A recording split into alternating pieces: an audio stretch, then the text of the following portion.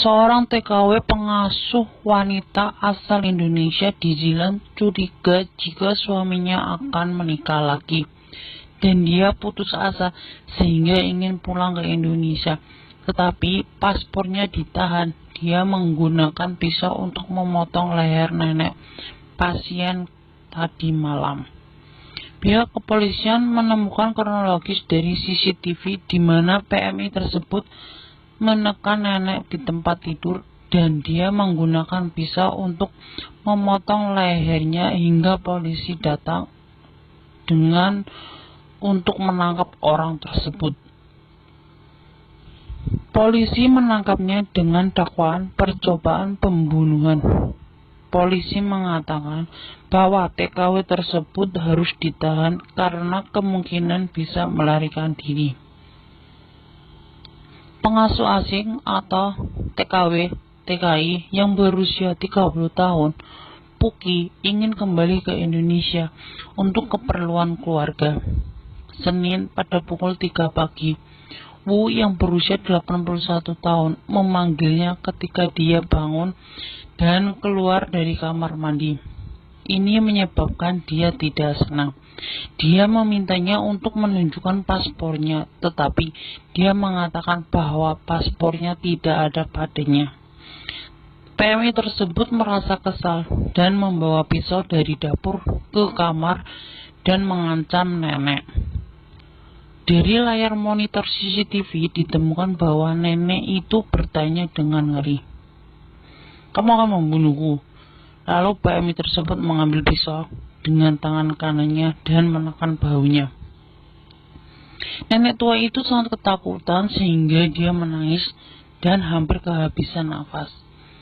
Selama itu, PMI itu untuk kedua kalinya dan kemudian berlanjut selama sekitar 1 menit sebelum berhenti. Kemudian dia menempatkan nenek di kursi roda dan mendorongnya ke dalam kamar sebelah untuk mencari paspor. Nenek mengambil kesempatan untuk memanggil putra yang tinggal di lantai atas. Ketika putra melihat leher nenek berdarah, dia sangat takut dan memanggil polisi untuk melaporkan kasus itu. Ketika polisi datang ke pintu tersebut, perawat wanita tersebut masih memegang pisau di tangannya, dan polisi memerintahkannya untuk membuangnya jauh-jauh.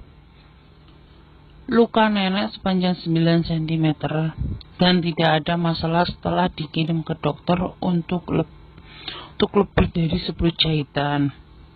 Pengasuh datang ke Taiwan pada tahun 2019 dan telah bekerja di keluarga ini. Dia memiliki kontrak kurang dari 3 tahun dan harus membayar tiket pesawat. Setelah dia ditangkap, dia memberitahu polisi bahwa nenek dan majikannya telah memotong uangnya dan tidak akan memberinya cuti untuk kembali ke Indonesia. Namun, majikan putra nenek, Zhu, mengatakan bahwa paspornya hilang karena suatu alasan. Mereka tidak hanya membawanya ke kantor polisi untuk melaporkan kasus itu, tetapi juga membantu mendapatkan paspor di kantor imigrasi. Mereka juga membayar 20.000 yuan untuk tiket pesawat dan paspor sementara di depannya. Semuanya diserahkan kepada agensi.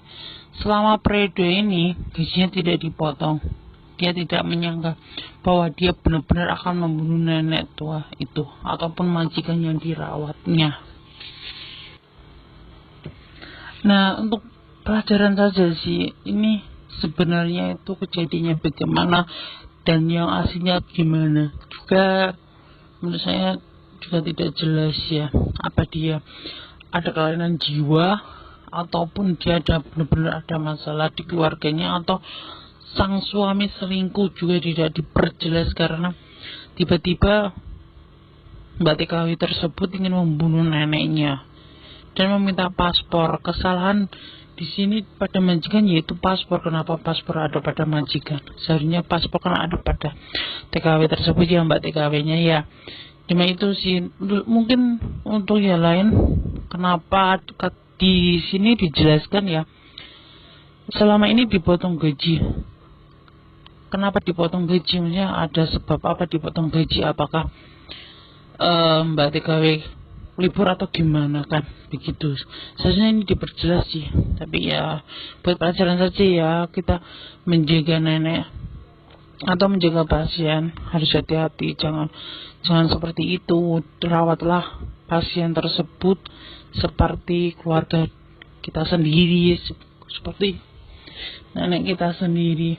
Jika majikan tersebut tidak baik, mending bilang baik-baik, mau pindah majikan atau apa. Jika ada masalah di rumah di Indonesia sana, jika tidak bisa, benar-benar tidak bisa diselesaikan dengan telepon, itu saja sih. Untuk menurut saya, jika suami mau nikah lagi ya udah biarkan saja. Kita di sini cukup mencari duit yang banyak buat anak. Kalau sudah ada anak ya jangan mikirin laki-laki yang nggak mau diajak bareng-bareng sukses. Udah biarkan, jika dia mau menikah lagi sama wanita lain, mungkin jalan Tuhan seperti ini. So buat pelajaran kita semuanya ya, kita jauh-jauh ke sini untuk merubah nasib, mencari rezeki yang halal. Jika ada salah satu dari kita yang selingkuh, laki-laki atau perempuannya, ya udah ikhlaskan saja. Itu saja sih menurut saya. Hidup jangan dibuat repot, hidup jangan dibuat sulit. Jalani dengan ikhlas dan bersyukur apa adanya. Berbuatlah baik dimanapun berada, dan tetap jaga kesehatan masa-masa pandemi seperti ini. Patuhi protokol yang ada ya di negara-negara kalian tinggal saat ini. Oke, terima kasih. Jangan lupa like, comment, dan subscribe ya. Wassalamualaikum.